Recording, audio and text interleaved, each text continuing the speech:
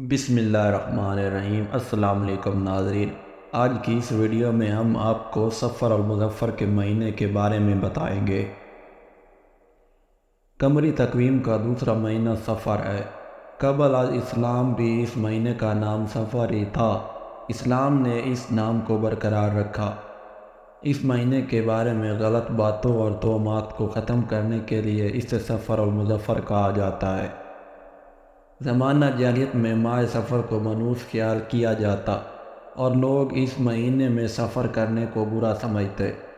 اسی طرح دور جاہلیت میں ماہ محرم میں جنگ و قتال کو حرام خیال کیا جاتا اور یہ حرمت قتال ماہ سفر تک برقرار رہتی، لیکن جب سفر کا مہینہ شروع ہو جاتا اسے منحوس سمجھا جاتا۔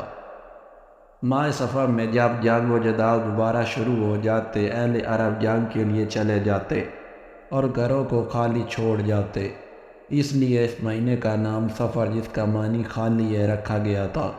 الغرض آج کے باشعور معاشرے میں بھی بہت سے لوگ ماہ سفر کے بارے میں جہالت اور دین سے دوری کے سبب ایسی توہمات کا شکار ہیں جن کا دین اسلام سے دور کا بھی تعلق واسطہ نہیں۔ جیسا کہ اس مہینے میں توہمہ پرست لوگ شادی کرنے کو نحوست کا باعث قرار دیتے ہیں، اس میں کسی کام مثلاً کاروبار وغیرہ کی ابتدا نہیں کرتے، لڑکیوں کو رخصت نہیں کرتے۔ اس قسم کے اور بھی کئی کام ہیں جنہیں کرنے سے پرہیز کرتے ہیں۔ ان لوگوں کا اعتقاد ہوتا ہے کہ ہر وہ کام جو اس مہینے میں شروع کیا جاتا ہے وہ منحوس یعنی خیر و برکت سے خالی ہوتا ہے۔ بلا شبہ ماہ و سال، شب و روز اور وقت کے ایک ایک لمحے کا خالق اللہ رب العزت ہے، اور اللہ تعالیٰ نے کسی دن، مہینے یا گھڑی کو منحوس قرار نہیں دیا۔ در حقیقت ایسے توہمانہ خیالات غیر مسلم اقوام اور قبل از اسلام مشرکین کے ذریعے معاشرے میں داخل ہوئے، اور آج یہی فاسد خیالات مسلم اقوام میں در آئے ہیں، جبکہ دین اسلام کے روشن صفحات ایسی توہمات سے پاک ہے۔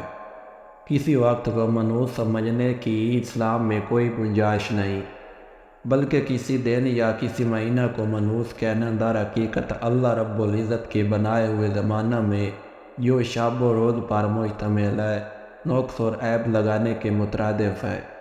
ارشاد باری تعالیٰ ہے کہ آدم کا بیٹا مجھے تکلیف دیتا ہے، وہ وقت، دن، مہینے، سال کو برا کہتا ہے، حالانکہ وقت زمانہ میں ہو، بادشاہت میرے ہاتھ میں ہے، میں ہی دن اور رات کو بدلتا ہوں۔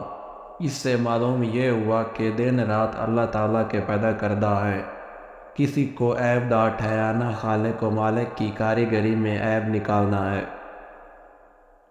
ایک حدیث میں رسول اللہ صلی اللہ علیہ وسلم نے توکل کے بارے میں فرمایا، جان لو اگر لوگ اس بات پر جمع ہو جائے کہ وہ تمہیں کچھ فائدہ پہنچائیں تو وہ کچھ فائدہ نہیں پہنچا سکتے مگر وہی جو اللہ نے تمہاری تقدیر میں لکھ دیا ہے، اور اگر لوگ اس بات پر جمع ہو جائیں کہ وہ تمہیں کچھ نقصان پہنچائیں تو وہ تمہیں کچھ نقصان نہیں پہنچا سکتے مگر وہی جو اللہ نے تم پر لکھ دیا ہے۔ سیدنا عبداللہ بن مسعود رضی اللہ تعالیٰ عنہ سے مروی ہے کہ رسول اللہ صلی اللہ علیہ وسلم نے فرمایا، بدشگونی لینا شرک ہے، بدشگونی لینا شرک ہے، بدشگونی لینا شرک ہے۔ ایک دوسری حدیث میں رسول اکرم محمد صلی اللہ علیہ وسلم نے ارشاد فرمایا، جو شخص بدشگونی کے ڈر کی وجہ سے اپنے کسی کام سے رک گیا، یقیناً اس نے شرک کا ارتکاب کیا۔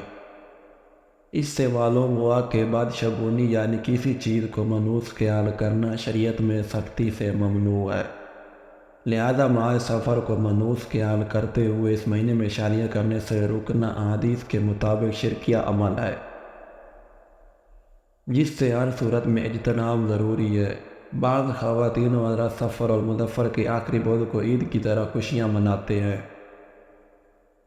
جس کی وجہ یہ بیان کی جاتی ہے کہ جناب نبی اکرم صلی اللہ علیہ وسلم آخری روز میں صحت یاب ہوئے تھے اور سیر و تفریح کے لیے باہر تشریف لے گئے تھے، حالانکہ اس دعویٰ کی اصل نہ حدیث میں ہے اور نہ ہی تاریخ کی کتابوں میں موجود ہے۔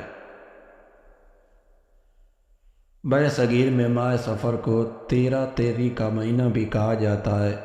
ایسا کہنے والوں کا گمان یا خیال ہے کہ اس ماہ کے پہلے 13 دن بہت منحوس ہوتے ہیں۔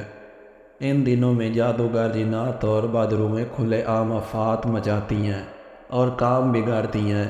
ایک کہاوت یہ بھی بنائی گئی ہے کہ ان دنوں میں کوئی بیماری ہو جائے تو وہ مریض مشکل سے بچتا ہے، یا اس ماہ میں لگنے والی بیماری مہلک یا شدید ثابت ہوتی ہے، جبکہ یہ سب باتیں عوام میں پھیلا دی گئی ہیں جو کہ محض توہمات اور گھڑی ہوئی باتیں ہیں، لغویات اور بدعات ہیں اور دین حنیف میں اضافہ ہے۔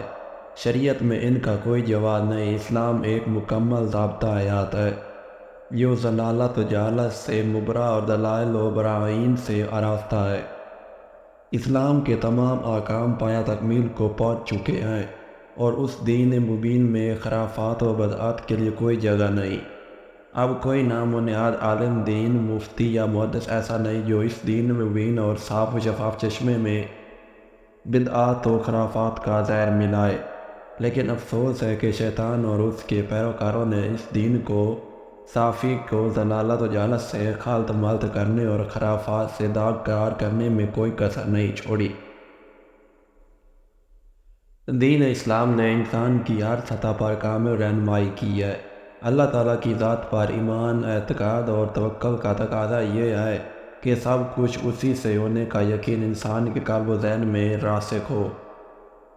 کسی شے کے بارے میں بدفعلی، نحوست اور تہمت پرستی کا نظریہ در حقیقت ایک غیر اسلامی سوچ اور اسلامی تعلیمات کے سراسر منافی عمل ہے۔ ہمیں یاد رکھنا چاہیے کہ ہم اپنے خالق و مالک اللہ کریم کو اس صورت میں راضی کر سکتے ہیں کہ جب ہم اس کے ارشادات اور تعلیمات کی پابندی و پیروی کریں اور شریعت و سنت کے مقابلے میں اپنی نفسیاتی خواہشات اور توہمات کو کبھی ترجیح نہ دیں۔ ماشاءاللہ۔ اگر ویڈیو اچھی لگی ہو تو ویڈیو کو لائک کریں، چینل کو سبسکرائب کر دیں۔ ملتے ہیں اگلی ویڈیو میں، تب تک کے لیے اللہ حافظ۔